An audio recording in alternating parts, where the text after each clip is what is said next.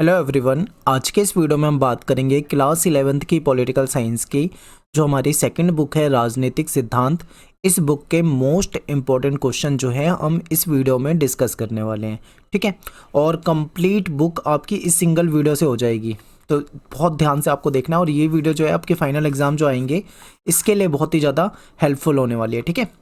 और एक बार आप सिलेबस देखिए, ये सारे के सारे चैप्टर आपके आ रहे हैं इस साल इस वाली बुक में से। तो ये सारे के सारे चैप्टर आपके कवर हो जाएंगे, यानी हर चैप्टर से तीन तीन चार चार पाँच पाँच इंपॉर्टेंट क्वेश्चन उठा रखे हैं मैंने। और वो क्वेश्चन है जो कई बार मतलब पेपर में रिपीट भी होते हैं, ठीक है। तो ये बहुत ज़्यादा चांस है कि यही क्वेश्चन आपके पेपर में आएंगे, तो आप इन क्वेश्चन को याद करके जाना।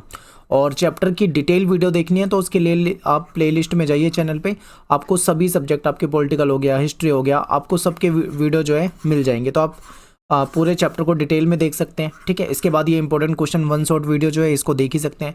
और टेलीग्राम ग्रुप में जाइए, यहाँ पे आपको क्लास 11 ESP हमारा टेलीग्राम ग्रुप है, यहाँ पे आपको PDF मिल जाएगी, तो आप वहाँ से PDF को डाउनलोड कर सकते हैं, ठीक है।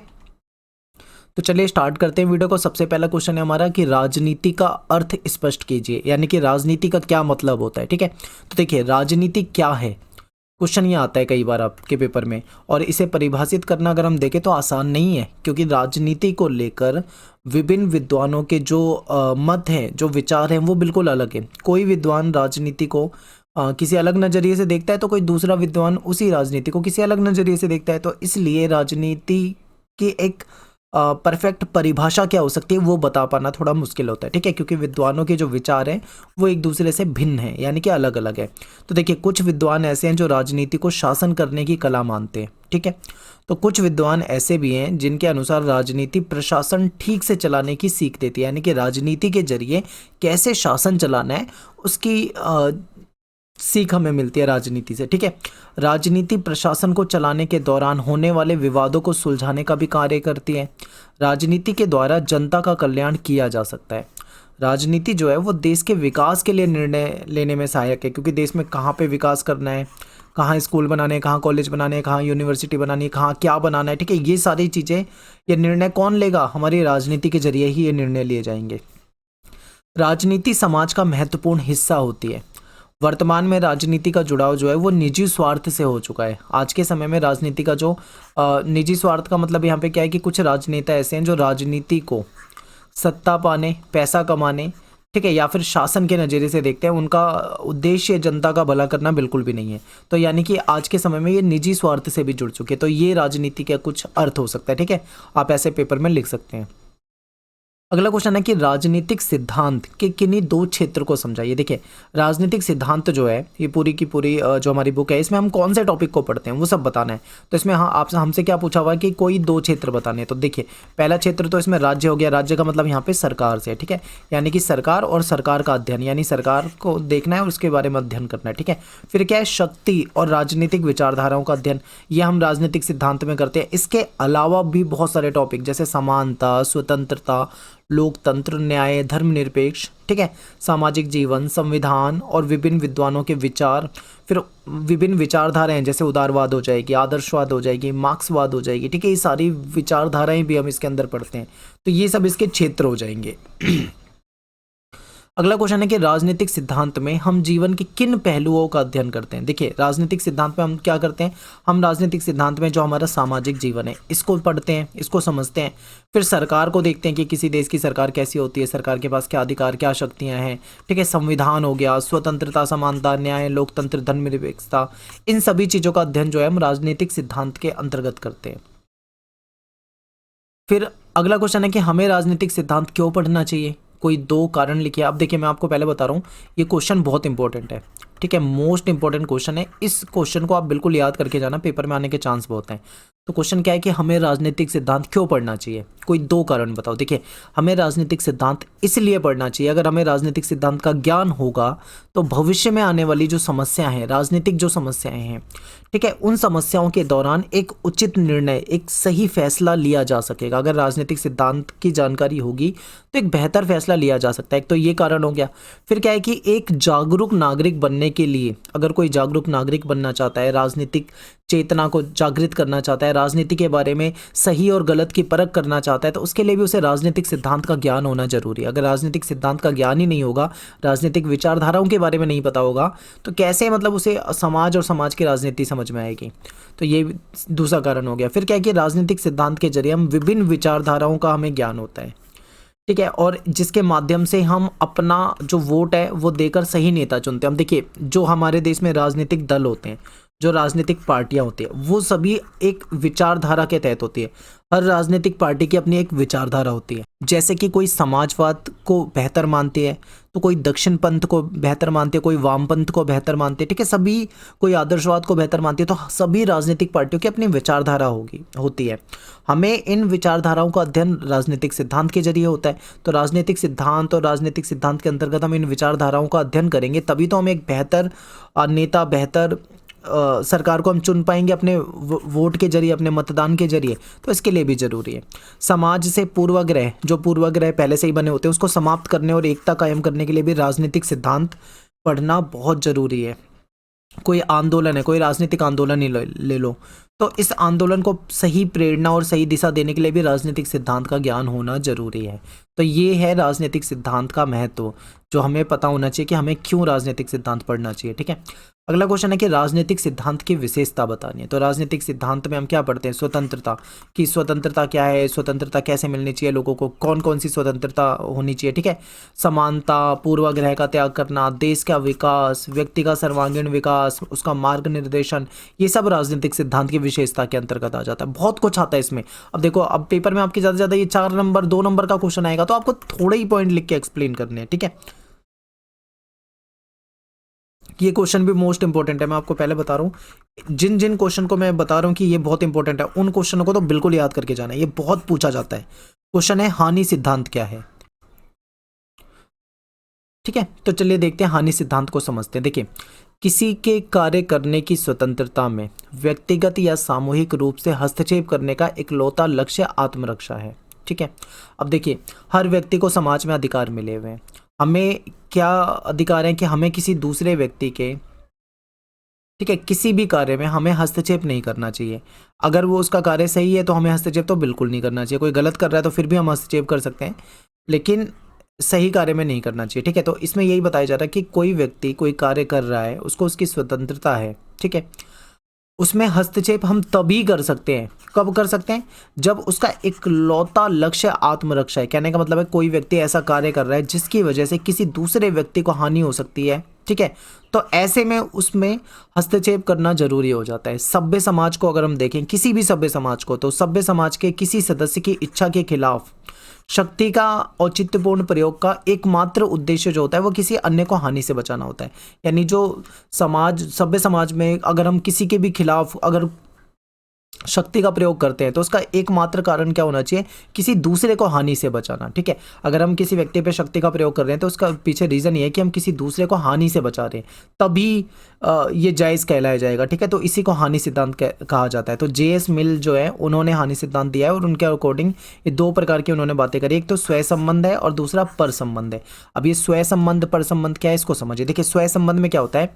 ऐसा कार्य जिसका प्रभाव केवल कार्य करने वाले व्यक्ति के ऊपर पड़ता हो, ठीक है, वह स्वय संबंध है। जैसे मान लो कोई व्यक्ति है, वो बहुत ज़्यादा शराब पीता है, ठीक है, वो बहुत ज़्यादा नशा करता है। अब उसका प्रयोग जो है शारीरिक रूप से देखें तो उसके ऊपर होता है, ठीक है। हालांकि उसके परिवार के ऊपर भी इसका प्रभाव पड़ता है, लेकिन वो शारीरिक रूप से अपने आप को नुकसान पहुंचा रहा है। तो एक तरह से हम इसे स्वय संबंध कह सकते हैं।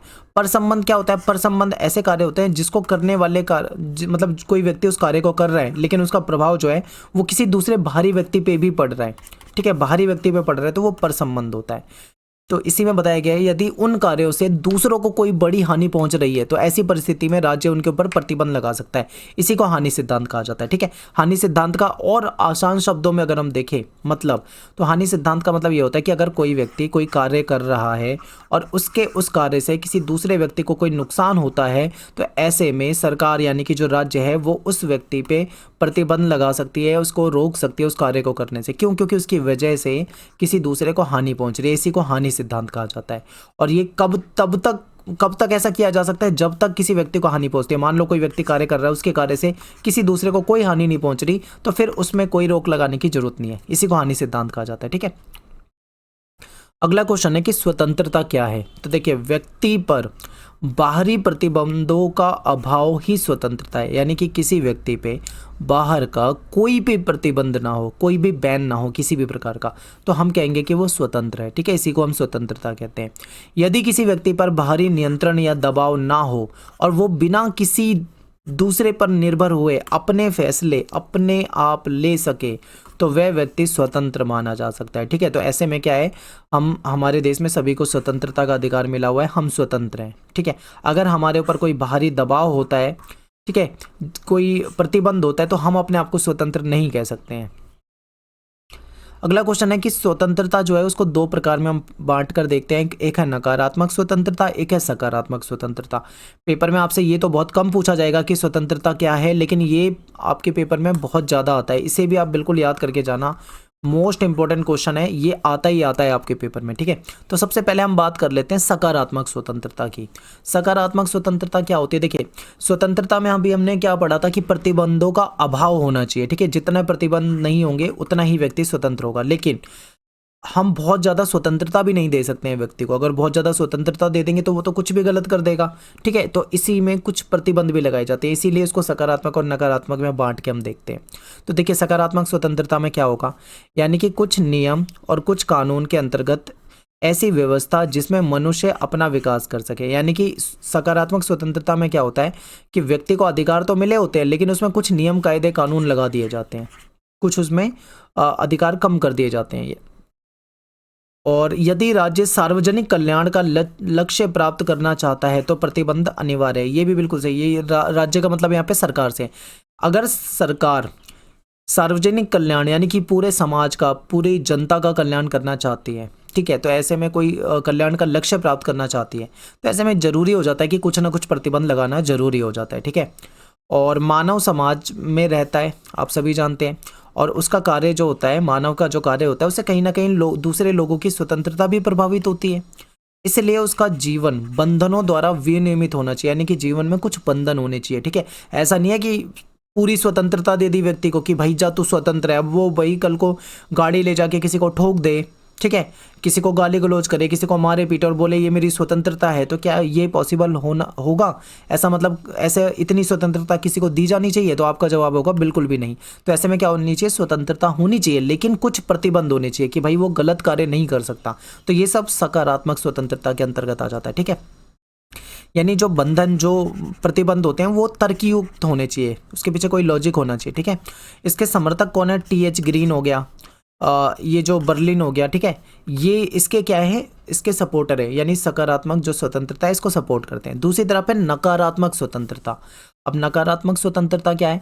यहाँ पे ये कहा जाता है कि जहाँ तक संभव हो प्रतिबंध का अभाव हो, यानी कि प्रतिबंध होने ही नहीं चाहिए, या फिर हो भी तो बहुत ही कम से कम हो। ठीक है, ये ऐसा क्यों कहते हैं? क्योंकि प्रतिबंध व्यक्तिगत स्वतंत्रता में कटौती करते हैं, यानी कि जब प्रतिबंध लगाएंगे तो कहीं ना कहीं लोगों की जो व्यक्तिगत स्वतंत्रता होती है वो कम हो जाती है। इसलिए इच्छा अनुसार कार्य करने की छूट होनी चाहिए और व्यक्ति के कार्यों पर किसी प्रकार का कोई प्रतिबंध नहीं होना चाहिए। ऐसा नकारात्मक स्वतंत्रता के जो समर्थक हैं वो कहते हैं। जैसे मिल हो गए या फिर जो ये FA हायक हो गए, ये इसको सपोर्ट करते हैं। ठीक है, तो यहाँ से आपके पेपर में क्वेश्चन आता है, यानी कि स्वतंत्रता को दो प्रकार में बांट के देखेंगे, एक नकारात्मक एक सकारात्मक। नकारात्मक क्या कहती है कि व्यक्ति के ऊपर किसी भी प्रकार का कोई प्रतिबंध नहीं होना चाहिए। ठीक है, सकारात्मक क्या कहती है? व्यक्ति के ऊपर प्रतिबंध होना चाहिए ताकि समाज में सब कुछ बेहतर हो सके।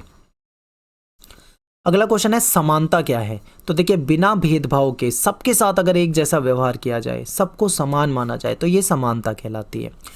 अगला क्वेश्चन है कि न्यायपूर्ण समानता और अन्यायपूर्ण समानता से आप क्या समझते हैं? तो देखिए, व्यक्ति के काम के महत्व के आधार पर समानता न्यायपूर्ण कही जा सकती है। जैसे देश के प्रधानमंत्री व सेना का जो जनरल है, जो एक बड़ा पद होता है, ठीक है, जिस विशेष दर्जा होता है, विशेष दर्जा या सम्मान, जबकि व्यक्ति के जन्म और जाति पर आधारित असमानता अन्यायपूर्ण होती है। जैसे मंदिर और सार्वजनिक स्थल पे प्रवेश से रोक। यहाँ पे आपको समझ में आया? यहाँ पे कहने का मतलब ये है कि व्यक्ति जो कार्य करता है, हर व्यक्ति का कोई काम होता है, ठीक है। जैसे मैं आपको पढ़ा रहा हूँ तो टीचिंग मेरा काम हो गया, ठीक है। ऐसे आपके पिताजी कुछ काम करते होंगे, ठीक है।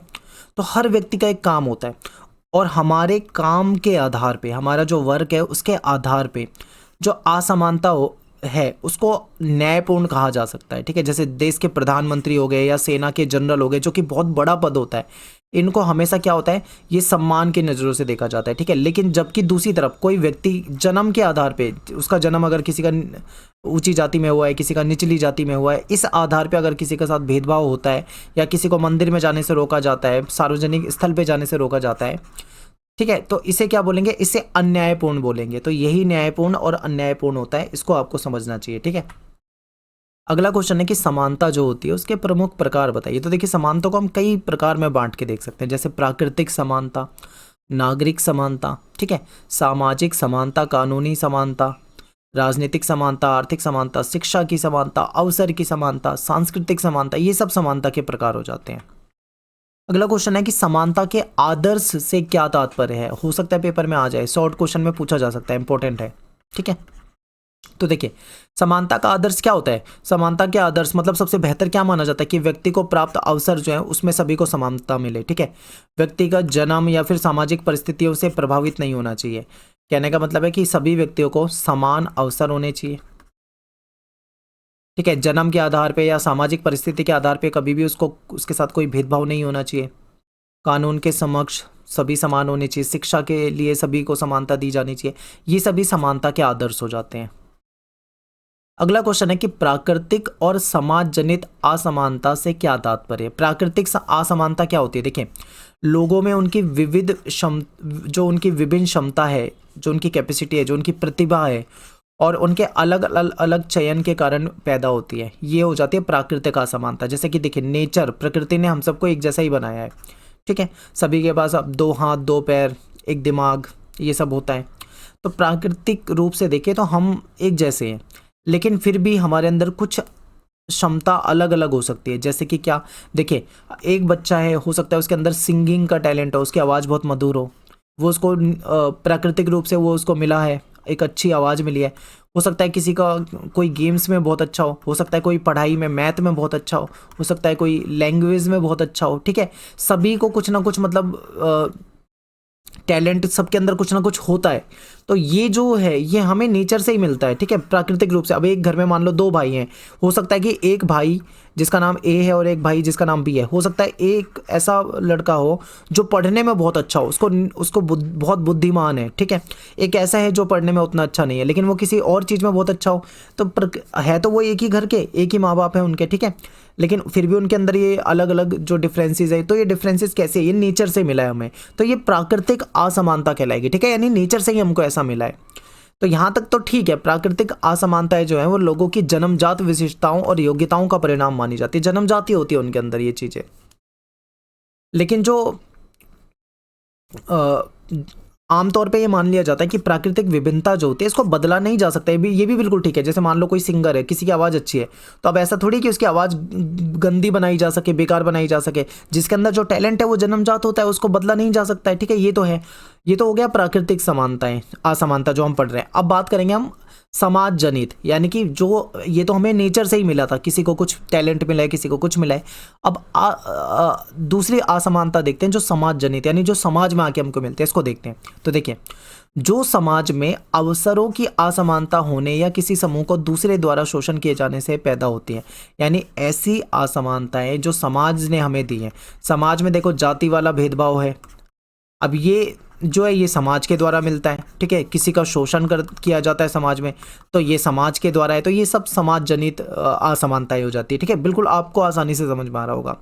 इसको किसने पैदा करा, ये सब समाज ने पैदा करा है, समाज ने ये नियम बना दिए हैं। एग्जाम्पल के लिए, कुछ समाज बौद्धिक काम करने वालों को शारीरिक कार्य करने वालों से अधिक महत्व देते हैं। बिल्कुल सही है। देखिए, एग्जाम्पल आपके सामने बहुत अच्छा। देखिए, एक व्यक्ति है जो वैज्ञानिक है, यानी जो साइंटिस्ट है, वो अपना कार्य करता है, वैज्ञानिक का कार्य जो है आप जानते हैं। दूसरी तरफ एक मजदूर है, ठीक है। मजदूर क्या काम करता है, अपनी मजदूरी करता है, बहुत भारी भारी चीज़ें उठा रहा है। अब देखो, दोनों ही व्यक्ति अपना अपना कार्य कर रहे हैं, ठीक है, लेकिन ज़्यादा सम्मान की नज़रों से किसे देखा जाएगा, वैज्ञानिक को। जबकि मजदूर को उस सम्मान की नज़र से नहीं देखा जाएगा। क्यों? अब भाई दोनों अपने अपने काम कर रहे हैं, दोनों कार्य जरूरी है, वैज्ञानिक का कार्य भी जरूरी है, मजदूर का कार्य भी जरूरी है, ठीक है, दोनों अपने अपने काम को बहुत अच्छे से कर रहे हैं, लेकिन एक को तो बहुत वैल्यू दी जा रही है, दूसरे को उतनी वैल्यू नहीं मिल रही है। क्यों? क्योंकि ये सब क्या है, ऐसा हमारे समाज में ये नियम चलते आ रहे हैं। यानी जो बौद्धिक काम करता है, जो दिमाग वाले काम करता है, साफ सुथरे काम में गिना जाता है इसको, ठीक है, और दूसरी तरफ जो शारीरिक कार्य करने वाला है, तो उस हमेशा बौद्धिक कार्य करने वाले को ज़्यादा महत्व दिया जाएगा।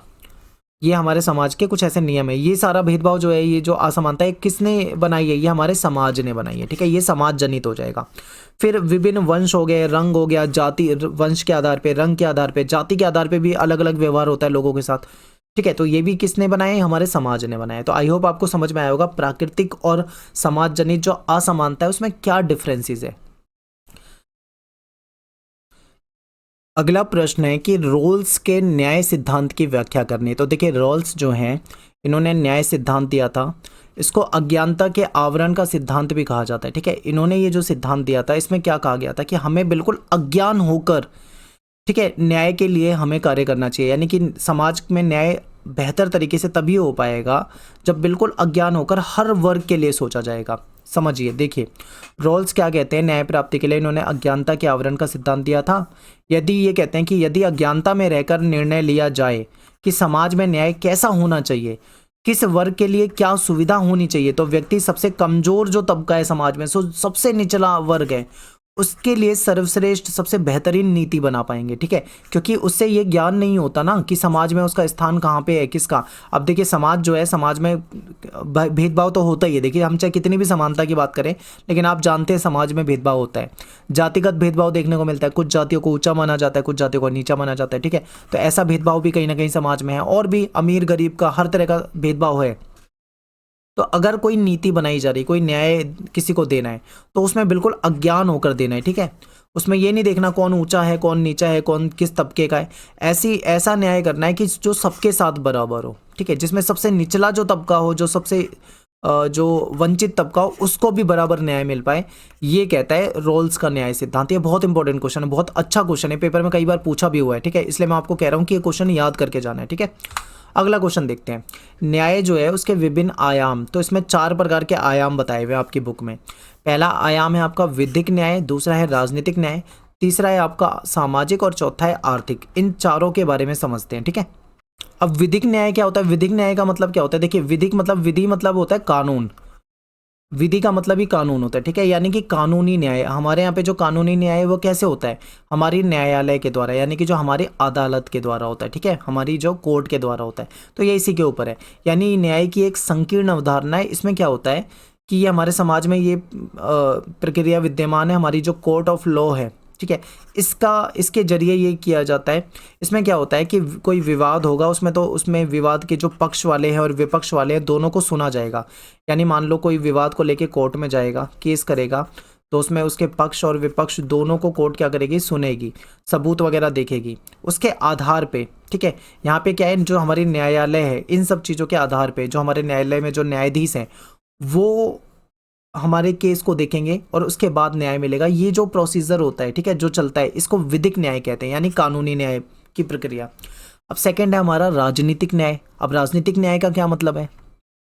राजनीतिक न्याय का मतलब क्या है यहाँ पे कि किसी भी लोकतांत्रिक देश की अगर हम बात करें तो वहाँ पे राजनीतिक न्याय का मतलब यही होता है कि सबको समान राजनीतिक अधिकार के लिए प्रेरित करना, यानी सभी को समान राजनीतिक अधिकार देना, ठीक है। अब समान राजनीतिक अधिकार में क्या मतलब हो जाएगा? जैसे कि राजनीति के क्षेत्र में लोगों को स्वतंत्र और निष्पक्ष सहभागिता हो, ठीक है, सभी को वोट देने का अधिकार हो, सभी को चुनाव लड़ने का अधिकार हो, ठीक है, किसी भी राजनीतिक पार्टी का समर्थन करने का अधिकार हो, किसी को भी निर्वाचित करने का अधिकार हो, सबको समानता दी जाए, किसी के साथ कोई भेदभाव ना हो। इसी को हम राजनीतिक न्याय के रूप में देखते हैं, ठीक है, स्वतंत्र राजनीतिक न्याय के रूप में। अगला है हमारा सामाजिक न्याय। इसका मतलब ये होता है कि सभी प्रकार की जो सामाजिक विषमता है उसको समाप्त करना। आपको पता है हमारे समाज में भेदभाव होता है, चाहे वो धर्म के आधार पे हो, चाहे वो जाति के आधार पे हो, लिंग के आधार पे हो, जन्म स्थान के आधार पे हो, महिला या पुरुष के आधार पे हो, किसी ना किसी आधार पे समाज में भेदभाव होता है। और सभी प्रकार की जो विषमता है, अमीरी गरीबी हो गई, धर्म जाति रंग रूप कुछ भी हो गया, इन सभी विषमताओं को ख़त्म करना, ठीक है, जीवन के सभी क्षेत्रों में हर व्यक्ति को, हर नागरिक को समान अवसर देना, ठीक है, सभी को सामाजिक सुरक्षा प्रदान करना, सभी को राजनीतिक अधिकार देना, समाज में सबके साथ न्याय करना, ठीक है, सभी को न्याय मिलना और किसी भी प्रकार का उनके साथ भेदभाव ना होना, ये सामाजिक न्याय के अंतर्गत आएगा, यानी समाज की बात हो रही है। चौथे नंबर पे है हमारा आर्थिक न्याय। इसका मतलब क्या होता है, इसमें देखिए इसका अर्थ है कि सभी को उनके जीवन यापन के लिए समान अवसर प्रदान करें, क्योंकि हर व्यक्ति अपना जीवन यापन करने के लिए कोई ना कोई रोजगार, कोई ना कोई कार्य करता है, ठीक है। तो हर व्यक्ति को समान अवसर होने चाहिए, समान अधिकार होने चाहिए कि वो अपना कोई भी कार्य, कोई भी पेशा चुन सकता है। इसका आज से ऐसे लोगों की सहायता करना भी है जो कार्य करने और अपनी जीविका अर्जित करने के समक्ष नहीं है। हर व्यक्ति की मौलिक आवश्यकता, जैसे बेसिक चीज़ क्या चाहिए होती है, भोजन चाहिए होता है, वस्त्र चाहिए होता है, आश्रय चाहिए होता है, एजुकेशन चाहिए होता है, ये बिल्कुल बेसिक चीज़ है, हर व्यक्ति को ये चीज़ें मिलनी चाहिए, ठीक है। और समान कार्य के लिए समान वेतन मिलना चाहिए, समान सभी को आर्थिक अवसर मिलने चाहिए, संसाधनों का सही तरीके से वितरण होना चाहिए। तो ये सब आर्थिक न्याय में आ जाता है, ठीक है। तो ये 4 आयाम हैं, ये आपके पेपर में बहुत पूछा जाने वाला क्वेश्चन है और बिल्कुल याद करके जाना। अगला क्वेश्चन है अधिकार किसे कहते हैं। देखिए अधिकार जो होता है एक प्रकार से व्यक्ति के द्वारा की गई मांग, इसको हम डिमांड या फिर दावा भी कह सकते हैं, यानी कि व्यक्ति कोई दावा करता है, कोई डिमांड करता है, ठीक है, उसको फिर क्या है सार्वजनिक कल्याण के नज़रिए से उसको देखा जाएगा। अगर उसको समाज स्वीकार करता है, अगर उसको समाज स्वीकार करता है उस मांग को, उस डिमांड को, और सरकार उसको मान्यता दे देती है, तो वो व्यक्ति का अधिकार बन जाती है, ठीक है, ये व्यक्ति का अधिकार हो जाते हैं। अब अधिकार की आवश्यकता क्यों होती है भाई हमें, तो देखिए हर व्यक्ति को समाज में रहना है और समाज में अपना विकास करना है। तो व्यक्ति को समाज में रहकर अपना विकास करना है तो उसको कुछ ना कुछ अधिकार की जरूरत पड़ेगी। तो व्यक्ति की स्वतंत्रता और गरिमा की सुरक्षा के लिए हमें अधिकार चाहिए। लोकतांत्रिक सरकार को सही तरीके से चलाने के लिए भी अधिकार चाहिए होंगे। व्यक्ति की जो प्रतिभा है, जो उसकी क्षमता है, उसको विकसित करने के लिए भी अधिकार चाहिए होंगे। व्यक्ति के संपूर्ण विकास के लिए हमको अधिकार चाहिए। अगर मान लो हमें कोई अधिकार ही नहीं मिलते तो हम एक तरह से पिंजड़े में बंद पक्षी के समान हो जाएंगे, ठीक है। हमें बोलने का अधिकार चाहिए, हमें स्वतंत्रता होनी चाहिए, हमें कोई भी कार्य करने का अधिकार हो, ठीक है। कोई भी कार्य का मतलब यहाँ पे कोई गैर कानूनी कार्य मत समझना, लीगल जो भी होता हो, चाहे हम एजुकेशन के क्षेत्र में काम करें, चाहे हम हेल्थ के सेक्टर में काम करें, हमें किसी भी सेक्टर में हम काम कर सकते हैं, तो ये अधिकार होने चाहिए, ठीक है।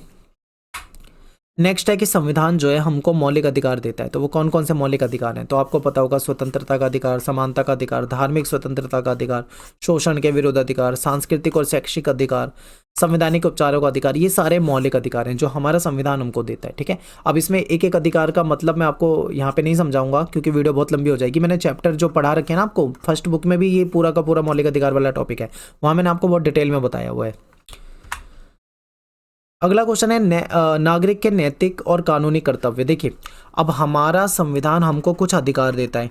कौन से अधिकार देता है, अभी हमने मौलिक अधिकार पढ़ा, इसके अलावा भी बहुत सारे अधिकार होते हैं। हमारी सरकार, हमारा संविधान हमको अधिकार दे रही है, इसके बदले में हमारा कुछ कर्तव्य होता है, हमारे कुछ कर्तव्य होते हैं कि हमें भी अपने देश के लिए, अपनी सरकार के लिए, अपने समाज के लिए कुछ करना होगा। कर्तव्य जैसे हमारे नैतिक कर्तव्य क्या है, हमें अपने आस पड़ोस को साफ और स्वच्छ रखना है, ये हमारा कर्तव्य है। बच्चों को अच्छी शिक्षा देना, ये हमारा कर्तव्य है। माता पिता और बुजुर्गों की सेवा करना, ये हमारा कर्तव्य है, ठीक है। समाज के जो नियम है उसको पालन करना, परिवार की जो जरूरत है उसको पूरा करना, ये एक मनुष्य का कर्तव्य होता है। ये तो नैतिक कर्तव्य है उसका, अपने परिवार, अपने आस पड़ोस के प्रति। अब कुछ कानूनी कर्तव्य भी होता है, जैसे देखिए हमारे देश का संविधान है, हमें संविधान का सम्मान करना चाहिए, ये हमारा कानूनी कर्तव्य हो जाएगा। हमें जो हमारा राष्ट्रीय ध्वज है, हमारा झंडा है, तिरंगा, उसका हमें सम्मान करना चाहिए। हमारा जो राष्ट्रीय गान है उसका सम्मान करना चाहिए। कानून और व्यवस्था जो है उसको बनाए रखना चाहिए, ठीक है। हमें टैक्स देना चाहिए, ये हमारा कर्तव्य है कि हमें टैक्स रेगुलर देना चाहिए। हमें अपनी जो राष्ट्र की संपत्ति है, चाहे वो रेलवे हो, चाहे वो पार्क हो, चाहे वो स्कूल हो, चाहे वो हॉस्पिटल हो, हमें उसकी सुरक्षा करनी चाहिए। देश की एकता और अखंडता को बनाए रखना चाहिए, ठीक है। देश की रक्षा करना हमारा कर्तव्य है। प्राकृतिक संसाधनों का सही तरीके से इस्तेमाल करना, तो ये सब हमारे कर्तव्य हो जाते हैं। जिस प्रकार से सरकार हमें संविधान के तहत हमें अधिकार देती है, ऐसे हमारा भी तो हमारे देश के प्रति कुछ कर्तव्य है, तो ये आपको पता होना चाहिए, पेपर में आ सकता है। अगला क्वेश्चन है कि राजनीतिक अधिकार में कौन से अधिकार आते हैं। देखिए राजनीतिक अधिकार का मतलब राजनीति से रिलेटेड हो जाता है। जैसे हमको वोट देने का अधिकार है, ठीक है, चुनाव लड़ने का अधिकार मिलता है, हमें राजनीतिक दल बनाना, हम चाहे तो राजनीतिक पार्टी भी बना सकते हैं, ये भी हमें संविधान अधिकार देता है। हम किसी भी राजनीतिक पार्टी का समर्थन कर सकते हैं, ठीक है। जैसे हमारे देश में बहुत सारी पार्टियां, कांग्रेस हो गई, बीजेपी हो गई, ठीक है, बहुत सारी पार्टियां हो गई हमारे यहाँ देश में, हम चाहें तो किसी भी पार्टी को सपोर्ट कर सकते हैं। जो पार्टी आपको पसंद आए आप उस पार्टी को सपोर्ट कर सकते हो। अब आप सपोर्ट कर सकते हो, ये आपका अधिकार है, ये राजनीतिक अधिकार है, आप जिसको चाहो उसको वोट दे सकते हो, ठीक है। इसके बाद क्या है कि अगला क्वेश्चन है कि अधिकारों की सुरक्षा के कोई 2 उपाय बताइए। अधिकारों की सुरक्षा कैसे की जाएगी? राज्य द्वारा, यानी कि सरकार करेगी, ठीक है, कि और स्वतंत्र न्यायपालिका के द्वारा, इन दोनों के जरिए जो हमारे अधिकार होते हैं उसकी सुरक्षा की जाएगी। अगला क्वेश्चन है नागरिकता से क्या तात्पर्य है। देखिए, नागरिकता जो होती है वो किसी देश, किसी विशेष देश का कानूनी रूप से सदस्य होना है। जैसे हम भारत में रहते हैं, हमारी कई पीढ़ियां, हमारे कई वंश जो है हमारे हमेशा से भारत में रहते आ रहे हैं, तो हमें भारत की नागरिकता मिली हुई है, हम भारत के नागरिक हैं, ठीक है, हमें भारत के अंदर अधिकार मिले हुए हैं, तो ये हमारी नागरिकता होती है। नागरिक चाहे जिस देश का हो, उस देश का जो संविधान होगा, चाहे मान लो नेपाल का नागरिक है तो नेपाल के संविधान के तहत उसको कुछ अधिकार मिले होंगे, ऐसे ही भारत का नागरिक है तो भारत के संविधान के अनुसार उसे अधिकार मिले हुए हैं। तो जो नागरिकता, जिसको सिटीजनशिप मिली होती है, उसको कुछ अधिकार भी मिले होते हैं, ठीक है। अगला क्वेश्चन है कि नागरिकता प्राप्त करने के 2 तरीके बताइए। देखिए, नागरिकता कई देशों में विवाह के जरिए भी नागरिकता मिल जाती है, कई जगह पे आवेदन करना पड़ता है, नौकरी के द्वारा भी नागरिकता मिल जाती है, बहुत सारे तरीके होते हैं नागरिकता के। देखिए, हमें नागरिकता कैसे मिले, ये देखिए, हम वंश परंपरा के द्वारा हमको मिल रही है। जैसे कि हमारे पिताजी भारत में रहते हैं, हमारे पिताजी के पिताजी, ठीक है, उनके पिताजी, उनके पिताजी, इस तरीके से हमारी वंश परंपरा जो है वो भारत में रहती आई है, तो सभी क्या है, भारत के नागरिक हैं। अब हमारा जन्म हुआ, जन्म से ही हमको क्या है, भारत की नागरिकता मिल गई है। इसी तरीके से हमारे बच्चे भारत में रहते हैं, उनको भारत की नागरिकता मिल जाती है। लेकिन मान लीजिए हमारा कोई बच्चा विदेश में जाता है, किसी दूसरे देश में जाता है, वहाँ पे वो नागरिकता लेना चाहता है, तो वहाँ पे फिर उसके रूल होंगे, वो देश नागरिकता देगा या नहीं देगा। अगर नागरिकता देगा तो उसकी कुछ कंडीशन होगी, कितने वर्ष तक इस देश में रहना चाहिए, या वहाँ की महिला, कई जगह पे ऐसा होता है कि वहाँ की महिला से कोई शादी कर लेता है तो उसको ऑटोमेटिक वहाँ की नागरिकता मिल जाती है, ठीक है, ऐसा भी होता है। कई जगह पे आवेदन करने के द्वारा, जैसे कि पाकिस्तान, जैसे देखिए पाकिस्तान हमारा पड़ोसी देश है, तो पाकिस्तान के कई सारे ऐसे लोग रहे हैं जिनको भारत की नागरिकता मिली हुई है, तो उसका तरीका क्या है, वो आवेदन के जरिए नागरिकता प्राप्त करेंगे, और फिर हमारी सरकार देखेगी कि उनको नागरिकता देनी है या नहीं देनी है, ठीक है। तो नागरिकता प्राप्त करने के कई तरीके होते हैं। अगला क्वेश्चन है कि एक नागरिक का दूसरे नागरिक के प्रति क्या कर्तव्य होना चाहिए। देखिए, प्रत्येक नागरिक का ये कर्तव्य होता है कि वो दूसरे नागरिक का अधिकार जो है उसका सम्मान करे, एक दूसरे का सहयोग करे, एक दूसरे की मदद करे, ठीक है, ये हमारा कर्तव्य होता है। अगला क्वेश्चन है कि रंग भेद की नीति से क्या अभिप्राय है। आपको पता है दक्षिण अफ्रीका में गोरे लोग और दूसरी तरफ काले लोग जो वहाँ के मूल निवासी थे, गोरे जो अंग्रेज वगैरह थे, उनके बीच में भेदभाव वाली नीति चलती थी, इसको रंग भेद की नीति कहा जाता है, ठीक है। साउथ अफ्रीका में ये चीज़ें थी। एक अच्छे नागरिक के क्या क्या गुण होने चाहिए, ये आप बता सकते हो। देखो, एक अच्छे नागरिक के गुण ये होना चाहिए कि एक दूसरे का सम्मान करे, एक दूसरे के अधिकारों का सम्मान करे, एक दूसरे की सहायता करे, ठीक है, देश के प्रति तत्पर रहे, सार्वजनिक संपत्ति को नुकसान ना पहुंचाए, देश के जो झंडा है उसका सम्मान करे, देश के संविधान का सम्मान करे, अपने माता पिता का सम्मान करे, देश को स्वच्छ रखे, देश को टूटने से बचाए। बहुत सारे गुण हो सकते हैं, तो आप इसमें से कोई भी पॉइंट बता सकते हो, ठीक है, ये सब सही चला जाएगा, सही माना जाएगा जो आप पॉजिटिव पॉइंट लिखोगे। अगला क्वेश्चन है कि एक नागरिक में और एक विदेशी में क्या अंतर होता है। देखिए, नागरिक जो है वो देश, जैसे मान लो हम भारत के नागरिक हैं, तो हमको भारत के संविधान के आधार पे हमको अधिकार मिले हुए हैं, जैसे कि हम देश में चुनाव लड़ सकते हैं, हम मतदान कर सकते हैं, हम सरकारी नौकरी पा सकते हैं, ठीक है, तो ये हमारे अधिकार है। लेकिन कोई विदेशी व्यक्ति आएगा तो उसको ये अधिकार नहीं होगा, वो देश में चुनाव नहीं लड़ेगा, वो देश में मतदान नहीं करेगा, वो देश की सरकारी नौकरी नहीं करेगा, ठीक है। तो ये विदेशी और देश के नागरिक में अंतर होता है। अगला क्वेश्चन है कि शरणार्थियों को किन किन समस्याओं का सामना करना पड़ता है। देखिए, कोई भी शरणार्थी जो होता है उसको कोई भी देश स्वीकार नहीं करता है, उनको मजबूरन जो कैंप होते हैं, शिविर होते हैं, जो रिफ्यूजी कैंप होते हैं, वहाँ पे उनको अवैध एक तरह से प्रवासी के रूप में वहाँ पे रहने के लिए मजबूर किया जाता है। वे अपने बच्चों को पढ़ा लिखा नहीं सकते हैं, ठीक है, संपत्ति अर्जित नहीं कर सकते हैं, तो ये समस्या का सामना उनको करना पड़ता है। अगला क्वेश्चन है कि राष्ट्रवाद से क्या तात्पर्य है। देखिए, राष्ट्रवाद जो होता है एक फीलिंग होती है, एक भावना होती है जो किसी देश में रहने वाले लोगों को आपसी एकता और देश प्रेम की भावना से जोड़ती है। अब देखिए, हम भारत में रहने वाले लोग हैं, ठीक है, मुझे भी अपने देश से प्रेम है, आपको भी देश से प्रेम है, हम सभी अपने देश से प्रेम करते हैं, ठीक है। तो ये जो हमारे अंदर देश प्रेम की भावना है, ये राष्ट्रवाद के तहत आती है, ठीक है, इसको राष्ट्रवाद कहा जाता है। कि हम बेशक से अलग हो, हमारे विचार एक दूसरे से अलग हो सकता है मेरे विचार आपके विचार अलग हो, लेकिन कहीं ना कहीं जब राष्ट्र की बात आएगी, जब देश की बात आएगी, देश की रक्षा की बात आएगी, तो हम सभी क्या होंगे, अपने देश के साथ खड़े होंगे, ये राष्ट्रवाद होता है। दूसरे शब्दों में हम कहें तो राष्ट्रवाद का अर्थ होता है एक भौगोलिक क्षेत्र, जैसे भारत का एक नक्शा है वो एक भौगोलिक क्षेत्र है, उसमें रहने वाले सभी लोगों में एक अपनापन की जो भावना होती है कि हम भारतीय हैं, ये राष्ट्रवाद कहलाता है। राष्ट्रवाद को बढ़ावा देने वाले विभिन्न तत्वों के बारे में बताना। देखिए, राष्ट्रवाद को बढ़ावा कैसे मिलता है? साझा इतिहास, हम सभी का एक साझा इतिहास है, हमारे आपसी साझे विश्वास है, साझे भूक्षेत्र में यानी हम एक ही देश में रहते हैं, साझे राजनीतिक आदर्श हमारे हो सकते हैं, ठीक है, हमारी राजनीतिक पहचान, ये सब क्या है? राष्ट्रवाद को बढ़ावा देती है।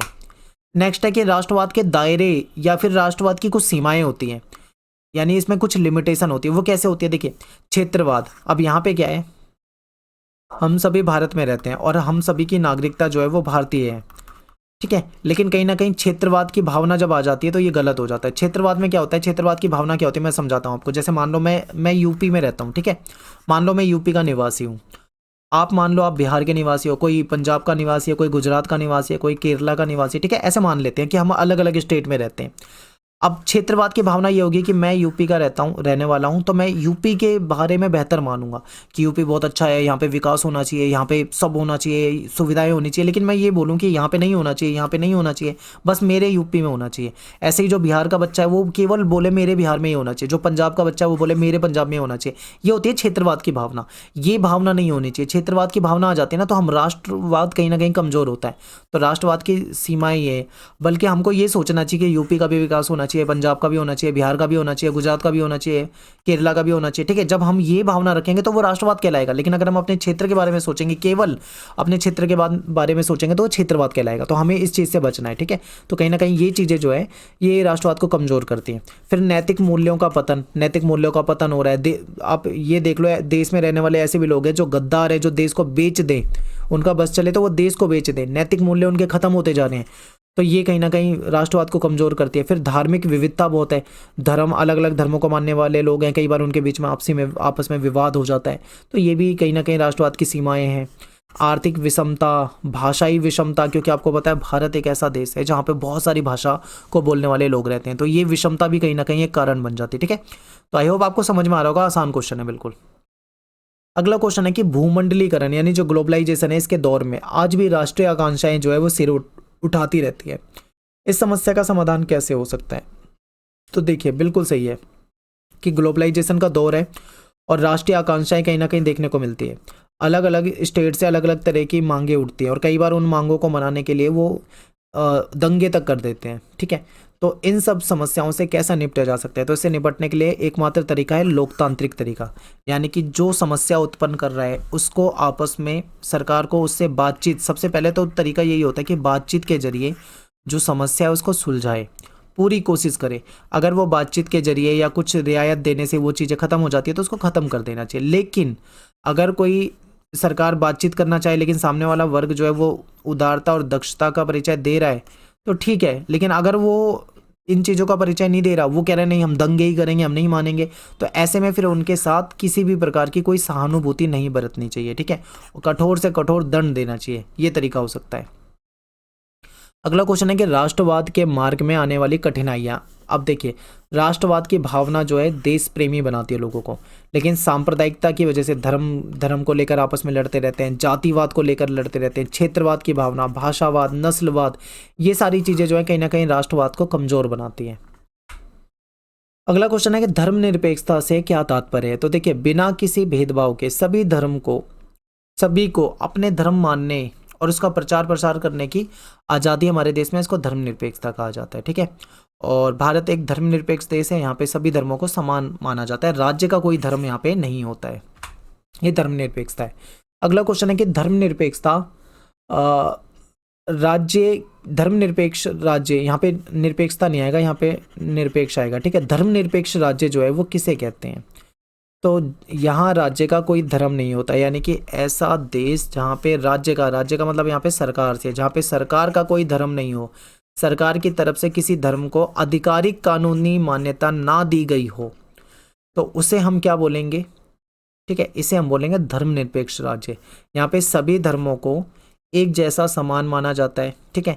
धार्मिक समूह के वर्चस्व को यहाँ पे रोकना, ये चीज़ है कि किसी भी धार्मिक समूह का वर्चस्व ना हो, सभी धर्मों को समान माना जाए, सभी को उनकी धार्मिक जो पूजा पाठ की पद्धति है उसको करने की पूरी आज़ादी हो। अगला क्वेश्चन है कि धर्मनिरपेक्षता की भारतीय अवधारणा और पश्चिमी अवधारणा में क्या अंतर है। देखिए, भारत में धार्मिक सहनशीलता है जो पश्चिमी देशों में आपको देखने को कभी नहीं मिलेगी। भारत में अल्पसंख्यकों को भी अपना धर्म मानने का, उसका प्रचार करने की पूरी आज़ादी है।